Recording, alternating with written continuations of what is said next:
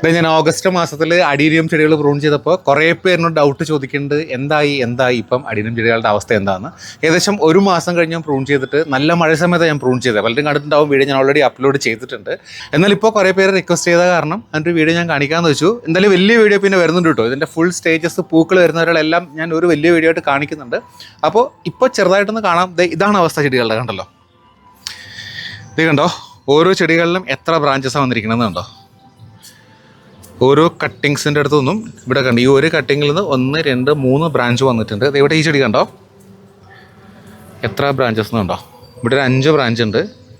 ഇവിടെ 2, ഇവിടെ 2, ഇവിടെ 2. ഇതൊക്കെ കണ്ടോ, ഇവിടെ ഒക്കെ നല്ല ഹെൽത്തി ആയിട്ട് ബ്രാഞ്ച് വന്ന് നിൽപ്പുണ്ട്. ഇങ്ങോട്ട് നോക്കിയാൽ ഈ ചെടി കണ്ടോ, ഈ ചെടിയിലൊക്കെ മൊട്ടും വന്നു തുടങ്ങിയിട്ടുണ്ട്. ഇത് മൊട്ട് കണ്ടോ, വളരെ പെട്ടെന്ന് പൂക്കളുണ്ടാകേണ്ട പരിപാടിയാണെന്ന് തോന്നുന്നു.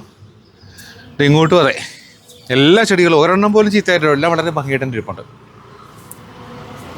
അപ്പോൾ ഇതൊരു അപ്ഡേറ്റ് ആയിട്ട് കാണിച്ചു എന്നേ ഉള്ളൂ. മറ്റു വീഡിയോ ആയിട്ട് നമുക്ക് വീണ്ടും കാണാം കേട്ടോ.